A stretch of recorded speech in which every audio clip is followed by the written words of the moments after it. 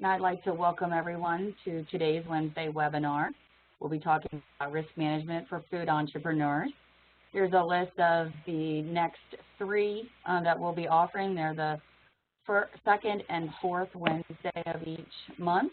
And we now have them all listed out till December of 2018. So we'll be having about 2 webinars each month. They're in the blue, extension.umd.edu/women-in-ag is where we have all of them listed, as well as their archived and recorded webinars. So we are recording today.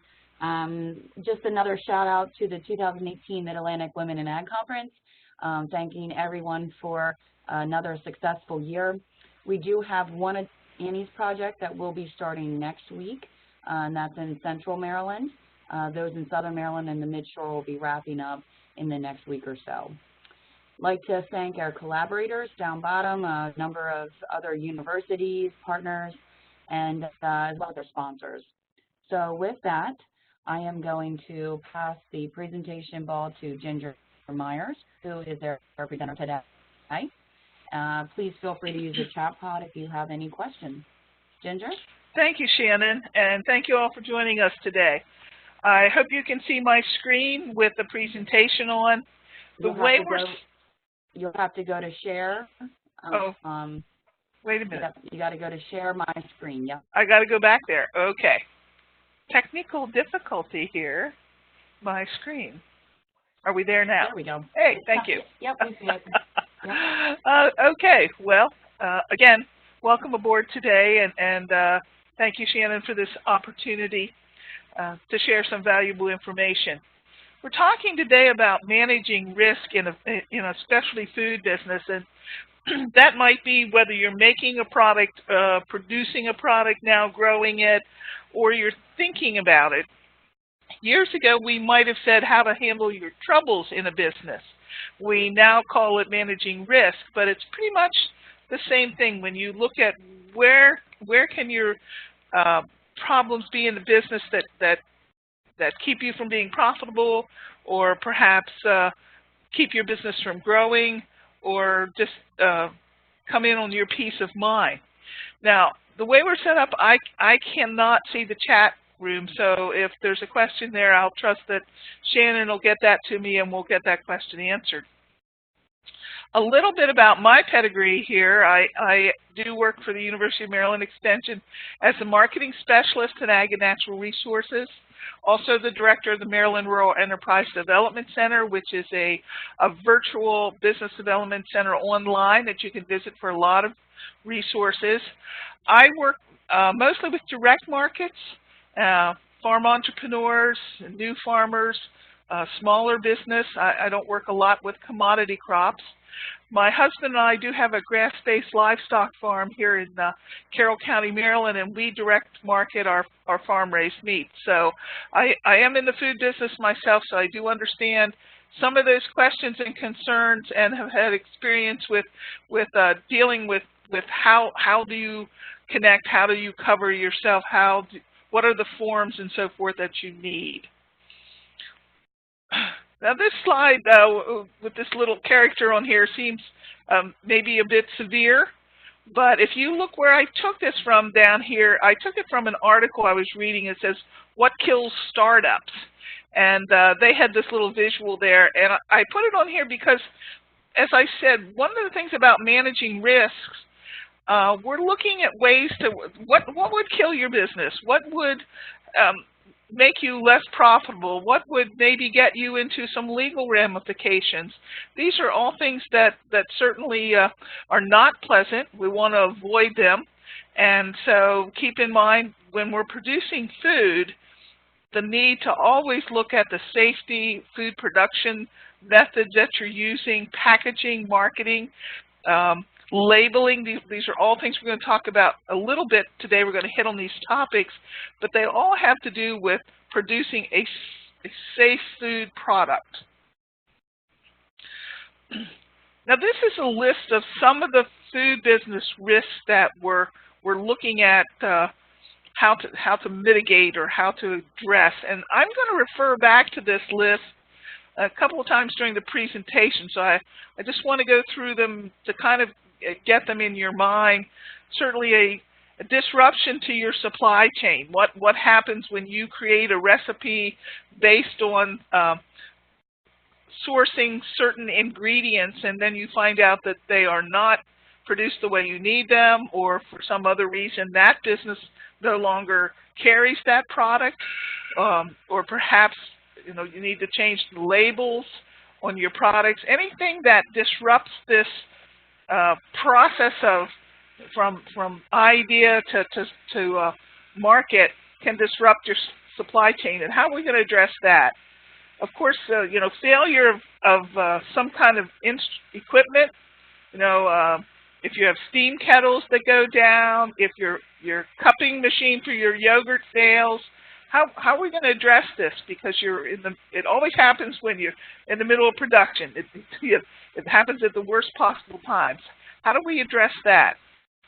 Certainly, there's the possibility if you have employees of some kind of injuries or a workman's comp claim. The bigger your business grows, the better it is, but at the same time, you're going to start hiring folks to help you, and workman's compensation is an insurance that's required by the state when you have employees.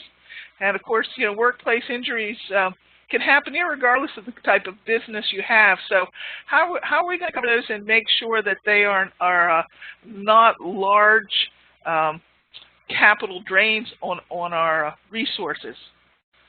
Food contamination or spoilage or recalls. This all goes back to food safety and from the production to shelf life. I want to talk a little bit about some of those possibilities and how do we address those. Certainly we want to prevent rather than have to back up and cover that somehow, but always the chance of some kind of product problem, not through negligence, but sometimes things happen. But again, we're going to try to mitigate rather than have it happen. The next three may seem like they don't really fall into, well, what are you talking about in my food business, or I'm growing a product, specialty herbs or a tea. What are these three?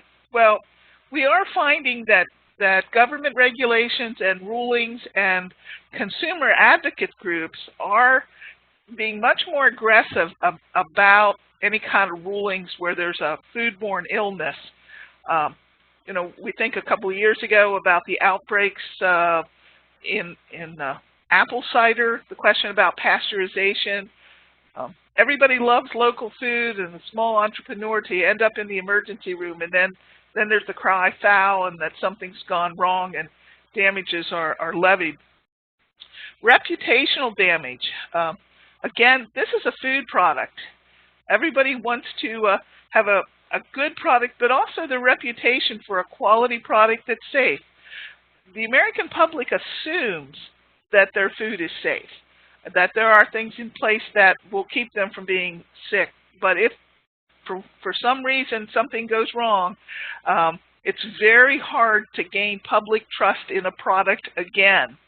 We've seen some restaurants locally that have some bacteria or an E. coli problems, and certainly their reputation and folks going there to eat has been damaged, and that's very hard to reevaluate and get folks back on board. And then the last one, the cyber attacks, again, may seem a little out there, but just think of some of the security breaches we've had in the past, and perhaps the national food network, how that might be damaged. So these are things that may seem very long-armed for somebody who's just getting started and small, but as you grow, these are all things that you're going to have to take a look at of how do they affect my business and how can I keep them from overcoming my profits, but also the joy of doing this. So we're going to talk about primary to managing these risks, or again, to managing keeping your business out of trouble, is to first of all reduce where the risks come from. You can never eliminate them all, so when we have some possible risk, we're going to manage them. We're going to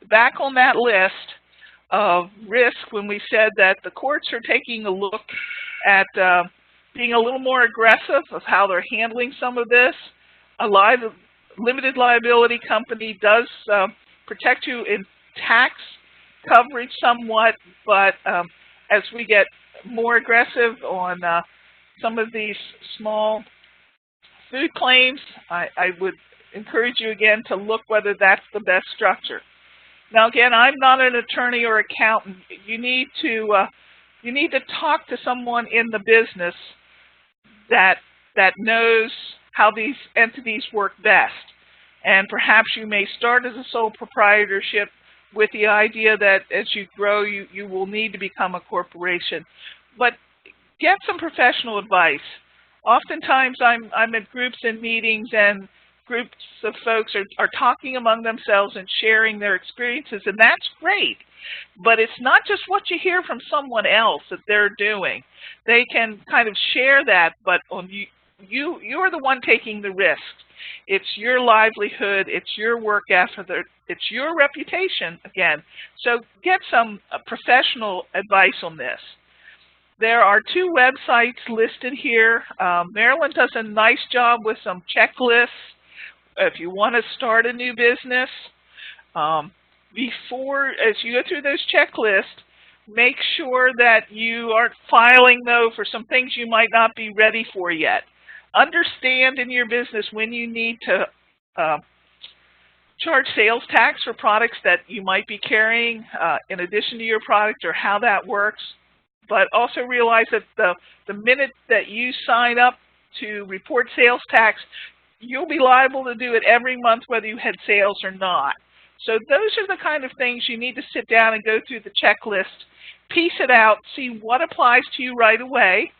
Certainly I would do a name search in the databases to make sure you're working with a company name that you can go forward with, or an idea. But visit those checklists several times, and also, again, there are places you can send questions and get replies. They've been very web-friendly with that information. I've also put a link here to an organization about farm liability, which has been done within the extension, and really can walk you through what business organization covers what. Now, this listed as your farm liability, but it really applies to using any kind of business organization to cover a business like a food business or a consulting business, or again, helps you understand which entities do what, but also you'll become familiar with the terms and the verbiage. We hear terms like liability, and what does that really mean? What am I liable for? Take a few minutes and read through some of these kinds of things so that you understand what those terms mean. But even more important, when you do get to talk to a professional like an insurance agent, that you can ask knowledgeable questions about how things would apply to you. Of course, you know, the first caveat was that we're going to try to reduce the risk to begin with. So when you're starting a specialty food business, if you're just growing, it's one set of risk. If you're thinking of producing a product, like going from growing basil to making a pesto to sell, now we're talking about an entirely different process. If you are going to make the world's greatest tomato sauce, you're going to have to do it in a commercial kitchen. So we're looking at where can you do that. Usually it's a shared kitchen, and I encourage people to look at using another facility rather than building your own.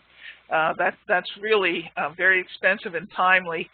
But when you do this, when you go to visit a commercial kitchen, or you think about what's involved for making your product, oftentimes we get really caught up in the production and the process of the product and forget that in food businesses, facilities play a major role in food safety and production. So we are looking at, what's the floor plan and where can I put the equipment?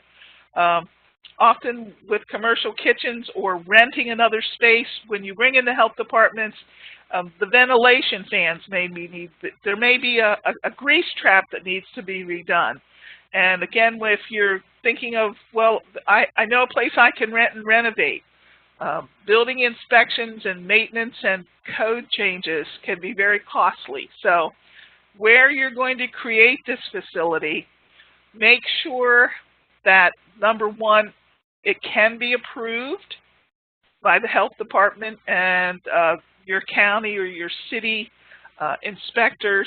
And secondly, that the cost of getting that up to speed and running is something that you can handle.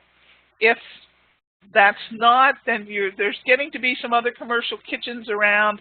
I know in Baltimore, the Be More Kitchen, in Washington, D.C., there's the Union, there's a culinary kitchen on the Eastern Shore, which I think Shannon can share information with. We're getting more places where you can go.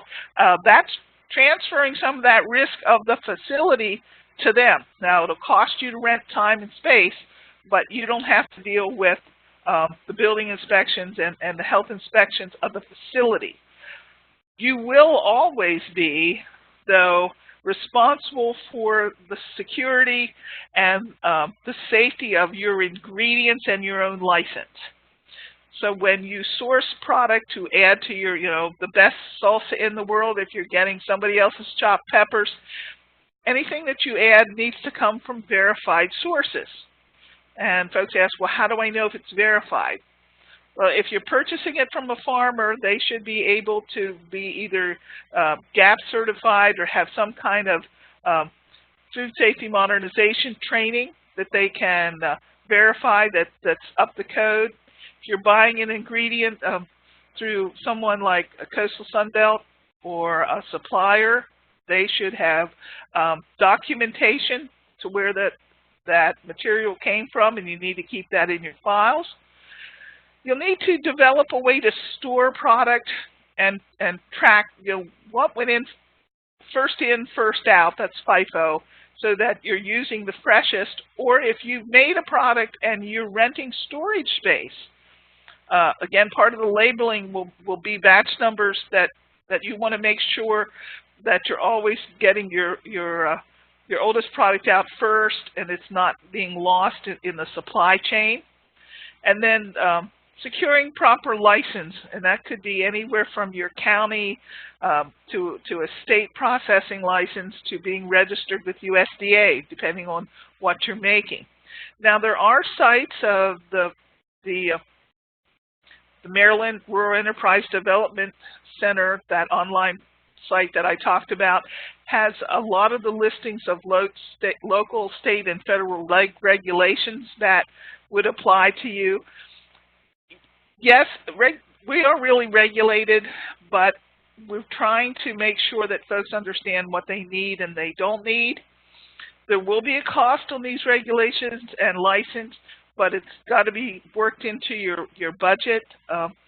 It is not a good idea to ask for forgiveness rather than permission in the food business, as in many businesses. Remember, we did not want to have our supply chain or our equipment down. They will shut you down for not having a license, and it will back you up. So those are things that you can cover and reduce the risk. Get your paperwork done first. In actual production, this really is in your hands. The production of both the product, how you're making it, and then whether it's market-driven or not. Being savvy, I could have put there food trends as much as I could have put market-driven, because we see some variation and changes. I'm going to use cupcakes as an example. Probably 3 years ago, we saw a few cupcake producers coming out as a specialty food in farmers markets and coffee shops. Now we see a pretty good plethora of them, even to the point where there are shops that just do cupcakes. So look at your production. If you have a product that's sort of trendy, or do you have a base product that folks are often going to purchase, like for instance, honey products and soaps and some of those that folks use continually, but know your product both from the standpoint of what are you producing and how you produce it, but how is it marketed, what's its shelf life in this point, or what's its marketing trend. You know, most things have a startup, a peak, and then start to kind of diminish in their sales. That's pretty standard in just about any business. When you think of which iteration of iPhone we're on now, they keep coming out with the new improved as the sales of the other one comes down. So know your product and where it fits in the market. This will help you from making too much of something that's not selling or finding that you need to change your product in such a way to make it that new improved type. I have shelf life there, but also consider how do you store this product? Is it a shelf stable? Is it something that needs to go in a refrigerated case? Will it have a shelf life like beef jerky? Well, actually, even beef jerky, oftentimes you'll see with a little packet of silicone in there to keep the moisture down. What is that safety that you need in the form that you sell your products? I mentioned before that GAPs, good agricultural products, and good handling practices are part of production. The GAPs more so on the farm production. The good handling is how you are handling things in your kitchen or your processing facilities to prevent contamination. And there's a lot of information out there on guides and posters to help both you and your employees follow through on some of these. Specific to specialty foods or any kind of food product that you're thinking of direct marketing that is processed in any way. Two things, and I'm going to go into these things in more in depth here in the next couple of slides. Under food safety and recall plans, you know, a HACCP, which is a hazardous analysis control, critical control points, a plan that's required. I'm going to talk about that a little bit more. Recall programs. I would say probably 8 years ago we were not as concerned that people had recall plans in place. I think now, particularly with the Food Safety Modernization Act, everyone's going to have to fall under some kind of a recall plan. Montgomery County Health Department requires a HACCP plan for all their food licensees. So even if you're making product to take to a farmer's market as your retail outlet in Montgomery County, you're required to have a HACCP plan. But we'll talk about that in the next slide a little bit more. The other certain area, particularly with foods, are allergen controls, whether it's in how you produce a product, but particularly how you label. Labeling, and we know that allergens have gotten to be a much more serious problem, again, than we would have had years ago, and that they're much more extensive than we thought in the past. But let's talk a little bit more about this HACCP plan. HACCP, hazardous analysis. What can happen or what can cause your product to spoil, to not taste right, to not store right, to any kind of problem. It can be, the hazards could be biological, where they're microorganisms, or it could be chemical. Something happened in the process, whether you were canning or sealing, or an additive got, you know, perhaps there was a change in the acetic acid you used and weren't realizing. Again, remember, back to that flow, what happens, what's your risk if your sources, your ingredient sources change or shut down? And then, of course, physical, that's any kind of foreign object in a product. And when you get a production line going, this can happen. But it's also one of those reasons why, for instance, we ask that folks don't wear jewelry, particularly earrings and rings, when you're in processing food, for any of that to be able to fall in. That is a physical hazard that can happen. So these are the kinds of things that can go wrong, but when you're making the product, where is that you could check that out, that doesn't happen? You know, if it's we're chopping, is that a point where you would see a foreign object in there? Is it how long you run the canner, or how long you hot bath or seal or cook or boil? Those are points that you as a producer control and reduce the risk. And if there is a problem, how do you prevent that hazard from occurring? Oftentimes, it's time and temperature on creating a product. Cooking it long enough, cooking it hot enough, holding it at a heat for a certain amount of time. You know, those of us who even do on-farm processing of poultry, we know that we need to get the internal temperature that chicken carcass down below 41 degrees within 4 hours to prevent any kind of bacteria in that carcass. So there are guidelines. And then what if this happens? What if you find that the timer wasn't right, that the acid wasn't right, or if something else was wrong? How are you going to eliminate the hazard? What are you going to do with the product? What actions can you take?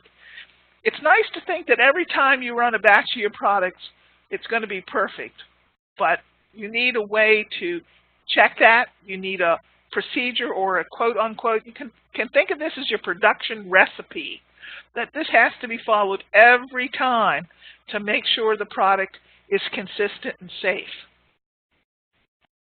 There are certain principles here, and again, we could do a whole presentation on HACCP, but kind of those 7 principles, and there are guidelines here. These are, I referred to Maryland. The state of Maryland's Department of Health has a pretty reasonable guideline to follow. It kind of walks you through how to write a plan. I listed Montgomery County's resources. They have a real nice guide to walk through. I would encourage you to sit down and do this for your product. Do not go out and find somebody's HACCP plan that's posted online and cut and paste. I know sometimes it's tempting to do that because it seems to make sense, but you really need to be looking at your process. And again, remember, this risk management will come back to you.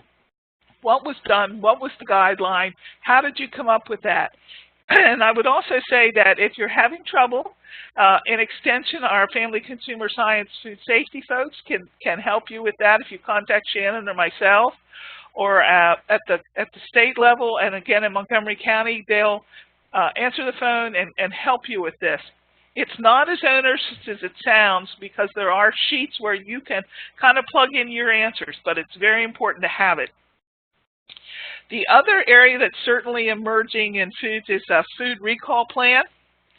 Hopefully you never have to alert folks that there's been something that was wrong on in your product, or that someone's gotten sick and said, you know, it was something I bought from you that caused a problem. If that happens, the question is, how do you let people know, and how do you get that product back in? Well, depending on how extensive you are and how widespread it is, if you're selling at a farmer's market, now your plan might basically be to make an announcement on the farmer's market website and walk through some of the steps that we're going to go over.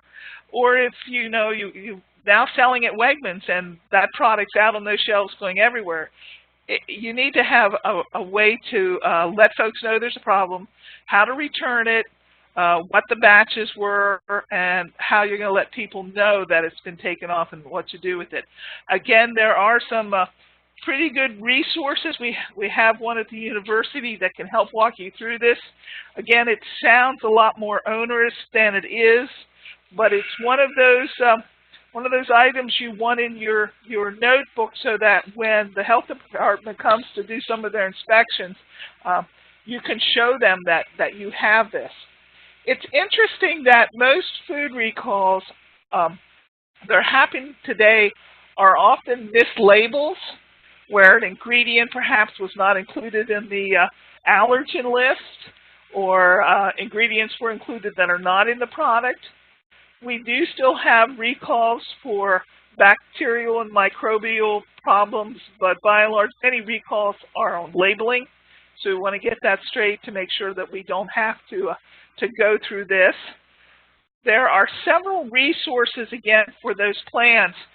The Agricultural Law Initiative, Law Education Initiative with the University of Maryland has some really great resources online. Sarah Everhart and Ashley Ellickson have done a really nice model plan that you can take a look at and how to draw that up for your own self.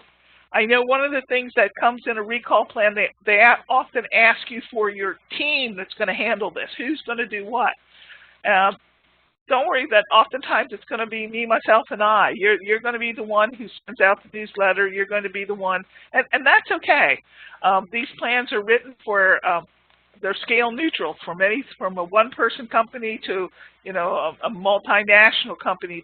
Everybody follows the same protocol. So don't worry that it looks like it's not for you. It is. This applies to everyone, and it can be anything from the product you made to perhaps, you know, produce recalls. We've seen, you know, cantaloupe and lettuce scare, spinach scares, and so forth, and more recently the romaine lettuce calls. That was put out by USDA. So there's scale everywhere here. But again, we want, if there's a problem, get the product off, save your reputation, save the industry's reputation, but have a way to keep people from getting that and possibly becoming ill. Food labels. Consumers more and more want to read labels, know what's in their food. One of the things that, on food labels is for sure the Big 8 on allergens and how to do that labeling. These are required to be labeled. There's the big, as I said, the Big 8, back to the Maryland Rural Enterprise Development Center. We have under our food processing module there more details about these and how it goes into the listing of ingredients.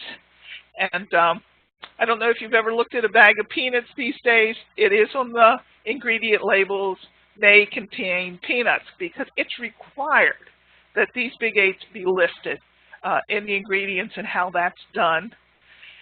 So, and the food label, and this applies to both a product you're making perhaps in a commercial kitchen, but also I get a lot of questions from folks who are looking at the Maryland cottage food laws and saying, well, I'm going to go this route. It's not quite as burdensome or regular. There are still food label requirements under the Maryland cottage food laws, what's required, the name of the food and the common name that is, the net weight. Often we see that in both ounces and grams, depending on where you're selling. The ingredients listed in order, here it says predominance, but you can think of greatest to least. And yes, oftentimes if there's a spice blend, it may say spice blend rather than, you know, listing out every ingredient in an Italian spice blend. But you do need to have it listed there. Name and address of producer. Now, little variation, whether you need to have actually your street address or just your town, but there needs to be a way for folks to find where this was produced, where you made this if it's not in your home, or address of your home if it's there. Again, the town. Nutritional labeling depends on the scale and size of your business when that's required, but you're still, irregardless of the size, going to have to put that food allergen information on there. One of the places I see this often most misrepresented is at farmers markets, again, where someone is maybe doing a little baking, making some baklava, trying some, you know, perhaps ethnic cooking, and aren't used to thinking of these as allergen products that don't show up on the label, particularly if you're using some kind of oils. Whether the flour you've used is a wheat flour. And again, most often nuts are a problem, and now there is a difference between tree nuts and peanuts, whether you're going to list this. So there are, I think they've identified over 100 allergens in foods, that cause people problems. But we're calling these the big 8 that are required to be listed. And lacking doing this can really leave you open to some kind of food law legislation, get you in trouble. And of course, the business. Again, I'm not going to go into great detail. This is basically, do you have a business plan? And I know that people kind of sigh because they think you've got to write this big book. But you should have what I call, at the very least, your business map. You know, what is the plan for your business? And that could be tough when people say, hey, I'm just starting out. I don't know if this is going to work or not. I don't know how this goes. Well, you need to put down your ideas, and if it's hard for you to figure out where you're going, break it down into first year I want to do this, second year, and third year I intend to be here. Then work backwards on what does it take to accomplish that? How much do I need to sell? If I need to sell that much, then how much do I need to produce? And work the numbers backwards if you have to. But have a plan. You know, if your plan is I'm just going to play with this till my savings is gone, fine, that's your plan. But when it comes to food, remember, all those risks we talked about still apply to you because you're making food and selling it to the public. Personnel, certainly entrepreneurs all start off on their own, but we figure we can't do it all. You're going to, are you going to hire some folks? Are we talking part-time? Is it families going to kick in? How will that work? And I often find that the personnel risks come when people get burned out. They can't maintain the pace, and that's understandable. But figure out how you can help, get some help, and again, get the joy of doing this back in your life. And then I have sales listed here, but it's the whole product of marketing and how does this work. Because if you're making a product, it's aging from the minute you start. I often think folks with fruits and berries, the minute you pick one, the clock is running because of deterioration of the product. So what are you going to do with this, and how long is it shelf stable? And spend some time on working on your business. It will be the best time and money you invest because it won't cost you anything but the time to research, write, and get some advice. Again, we do have resources online. We have a very good business planning workbook on the Ag Marketing site and on the Maryland Rural Enterprise Development site that can give you templates to help you walk through this and think of how it applies to you. And then I do want to get in just a little bit about transferring some of this risk. Remember the little guy, he even mitigated, and we've done some of that by our suppliers and our regulations. And actually, regulations kind of help us mitigate because if we follow those, we should keep out of trouble in producing a safe food. And then that next to the last guy, you know, he was transferring it. And so what does that mean? Well, if you have somebody become ill or somebody hurt on your property, how would you cover the cost of their medical expenses or their time lost at work, or perhaps they're saying you were negligent and so their property or their car was damaged? Well, we do that transferring risk by using oftentimes insurance. And in the food business, it's no different. I know that oftentimes insurance payments seem hard to make because you're making them and, you know, at the end of the month you didn't use them, so was it a waste? Well, it's not a waste until you need it. So, and times that perhaps, you know, facility, there's a breakdown or equipment damage, and with some of these storms and flooding and those other issues, there's been some problems with facilities that can be covered. For home-based businesses, back to that cottage food business, you need to check with your homeowner's policy to be sure that if any of that's covered, particularly if you are storing your ingredients in a home-based business. They may be asking, how are you doing that separate from your own personal use. So this is the kind of thing you need to talk to an insurance agent about. We can give some recommendations on that. You can start with who you're working with now, but there are some underwriters who work better with food businesses than others.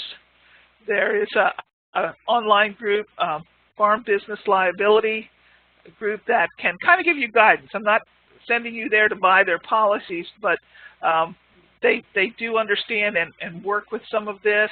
The Piedmont group, Farmers Friends, work with some of this. Nationwide, work with a local agency to figure out what you need to have covered and what level of insurance you need. I always talk to people about getting product liability insurance. That is different than the insurance you may have on your home, your farm, your location. Your location coverage is different than when you put that product in your car and go to the farmer's market, or you put that product in your car and deliver it to Wegmans. We're talking about product liability. What if that product makes someone ill? Oftentimes, if you're going to be able to get into a store like Walmart or Wegmans, they're going to require product liability insurance, and it's going to be upwards to probably $3 million per occurrence. Again, shop around. There are some reasonable policies that you can get for that kind of coverage. But again, it's going to be required to sell some of these places. If you get into employees, you are going to be required by the state of Maryland to have workers' compensation insurance. And then I listed this other liability insurance. Depending on where you're producing, are you bringing folks out to your farm for a pick your own?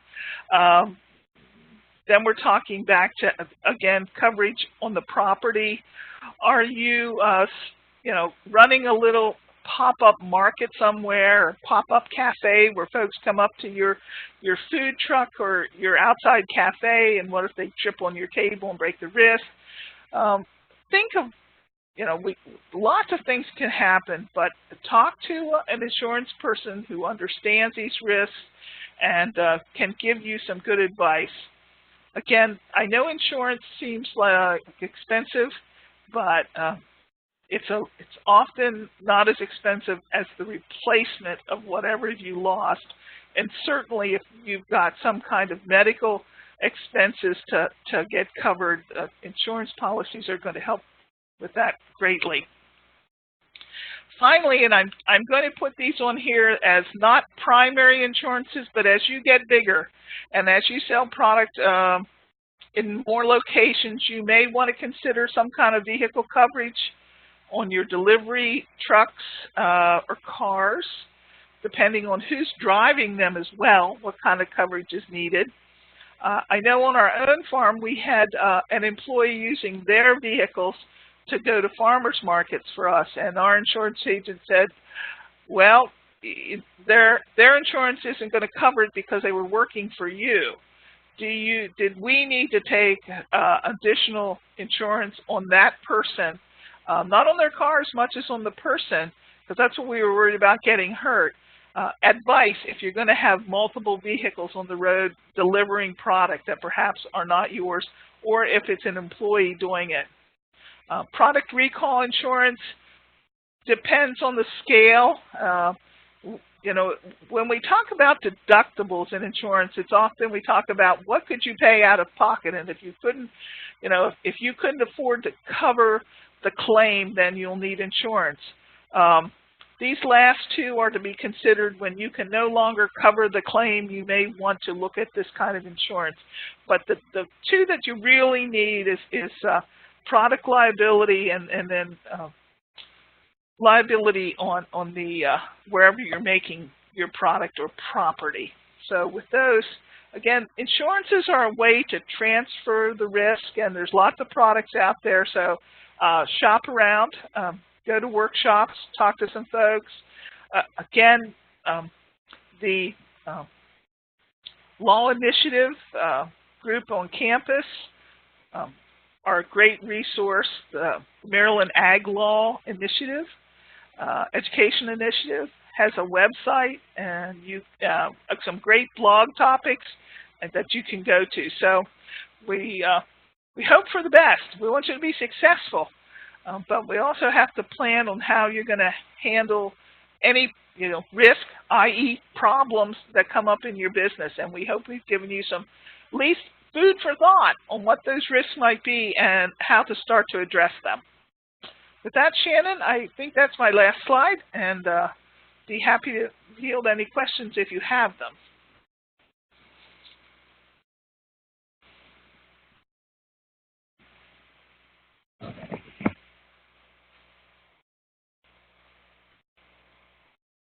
Hello.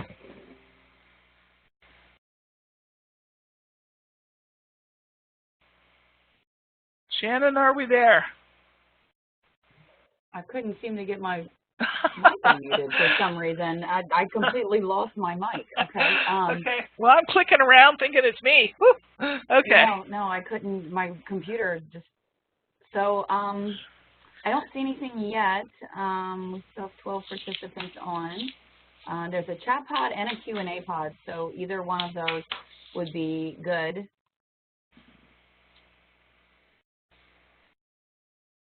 Let's see if I can get back there without...